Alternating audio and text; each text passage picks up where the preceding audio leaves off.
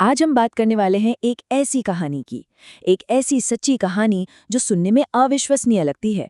एक ऐसे इंसान की जिसने दुनिया के सबसे बेरहम रेगिस्तान में, जब सब कुछ खत्म हो चुका था, तब भी जिंदा रहने की जंग लड़ी। ये कहानी है हिम्मत की और जीने की जिद की। सबसे बुरा क्या हो सकता है? थोड़ी धूप ही तो लगेगी। ये शब्द थे मौरो प्रॉस्पेरी के, एक इटालियन पुलिस ऑफिसर और एक बेहद जुनूनी इंसान।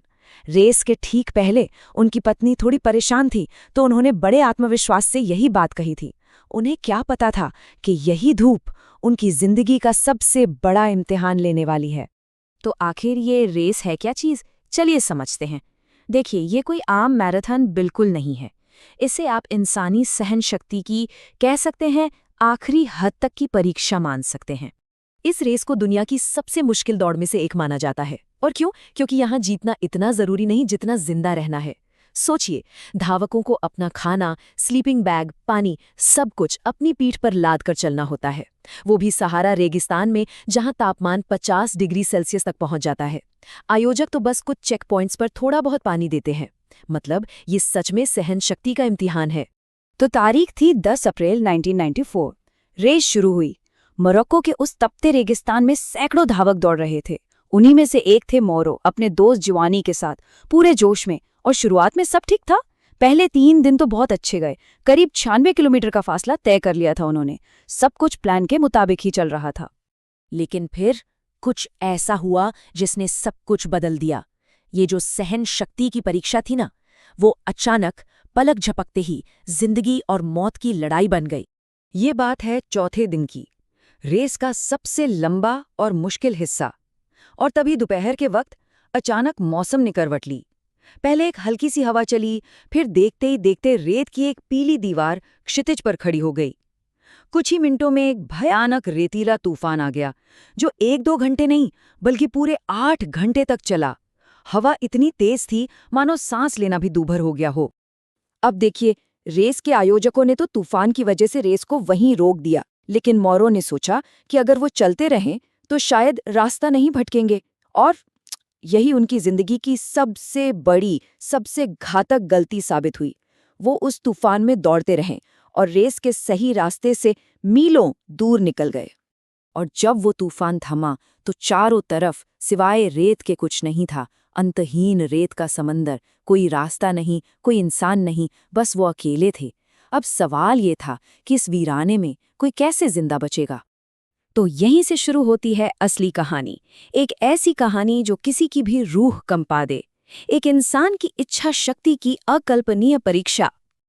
अगले 9 दिन, हर एक दिन एक पूरी जिंदगी जैसा था। पहले दिन उन्हें एहसास हुआ कि वो खो चुके हैं और उन्होंने अपना ही यूरिन इकट्ठा करना शुरू कर दिया। दूसरे दिन उन्होंने पहली बार वो पिया, छिपकलियों और कीड़ों का शिकार शुरू किया। चौथे दिन उन्हें एक वीरान मजार मिली और वहां उन्होंने जिंदा रहने के लिए चमगादड़ों को खाया। 8वें दिन एक टर्निंग पॉइंट आया और 9वें दिन जाकर उन्हें मदद मिली। ये कोई रेस नहीं थी, ये तो मौत से सीधी जंग थी। तो जिंदा रहने के लिए उन्होंने क्या क्या किया, इस मेन्यू को देखिए। छिपकलियां, छोटे सांप, कीड़े मकोड़े, यहाँ तक कि 20 के करीब चमगादड़। उन्होंने इनका खून पिया और कच्चा मांस खाया, सिर्फ शरीर में थोड़ी नमी बनाए रखने के लिए। और पानी? पानी तो था नहीं, तो उन्होंने अपने डिहाइड्रेटेड खाने में अपना ही यूरिन मिलाकर खाया। कोई सोच भी नहीं सकता कि जिंदा रहने के लिए इस हद तक जाया जा सकता है। सोचिए, चौथे दिन जब उन्हें वो वीरान मजार मिली, तब तक उनकी सारी हिम्मत जवाब दे चुकी थी। उन्हें लगा बस अब सब खत्म। और इसी सोच के साथ उन्होंने अपनी पत्नी और बच्चों के लिए एक आखिरी खत लिखा कि अगर मैं वापस ना आ सकूं तो ये मेरा आखिरी संदेश होगा। लेकिन कहानी में एक मोड़ आना भी बाकी था। एक ऐसा मोड़ जो तब आया जब वो सारी उम्मीदें हार चुके थे और मौत को गले लगाने के लिए तैयार थे। कई दिनों की तकलीफ, भूख, प्यास, इन सब के बाद मौरो का शरीर और दिमाग दोनों जवाब दे चुके थे। उन्हें लगा कि वो अब और ये दर्द नहीं सह सकते। और उसी मजार के अंदर उन्होंने अपनी जिंदगी खत्म करने की कोशिश की। लेकिन यहाँ कुदरत का एक अजीब खेल हुआ। पीड़ा को खत्म करने की उनकी कोशिश नाकाम रही। क्यों? क्योंकि उनके शरीर में पानी की इतनी कमी हो चुकी थी कि उनका खून गाढ़ा होकर जम गया और बाहर ही नहीं बहा। जब अगली सुबह उनकी आंख खुली और उन्होंने खुद को जिंदा पाया, तो इसे उन्होंने एक इशारा माना एक संकेत कि शायद अभी उनकी कहानी खत्म नहीं हुई है।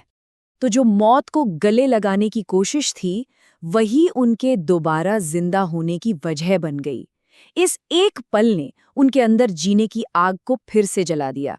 एक नई हिम्मत के साथ वो उस मजार से बाहर निकले और एक बार फिर चलने लगे। तो इस नई हिम्मत और जीने की जिद के साथ उनका सफर उन्हें कहाँ ले गया, चलिए देखते हैं। चलते चलते कई दिनों बाद पहली बार उन्हें जिंदगी का कोई निशान दिखा। रेत पर बकरी की लीद। वो समझ गए कि यहाँ आसपास इंसान हो सकते हैं। वो उन निशानों का पीछा करते गए और फिर उन्हें एक छोटी सी बच्ची दिखाई दी। वो बच्ची डर गई, लेकिन फिर उन्हें अपने परिवार के पास ले गई, जो एक खानाबदोश कबीला था। तो जब उन्हें बचाया गया तो उनके शरीर की हालत क्या थी? जब रेस शुरू हुई थी तो उनका वजन था 70 किलो, और जब वो मिले तो उनका वजन था सिर्फ 54 किलो। मतलब पूरे 16 किलो वजन कम हो गया था। उनका लिवर काम करना बंद करने वाला था।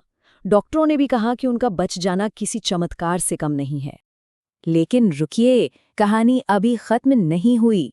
इलाज के बाद जब मोरू ठीक हो गए तो उन्होंने वो किया जो कोई सोच भी नहीं सकता। वो वापस गए उसी सहारा रेगिस्तान में, उसी मैराथन डे सैबल्स में हिस्सा लेने। और पता है क्या, इस बार उन्होंने वो रेस पूरी की। जी हाँ, जिस रेगिस्तान ने लगभग उनकी जान ले ली थी, उसी रेगिस्तान को उन्होंने हराया। ये सिर्फ एक रेस जीतना नहीं था, ये अपने डर पर जीत हासिल करना था। तो मोरो प्रॉस्पेरी की कहानी सिर्फ एक सर्वाइवल स्टोरी नहीं है, ये एक सवाल खड़ा करती है कि आखिर जीने की ये इच्छा, ये जिद असल में आती कहाँ से है।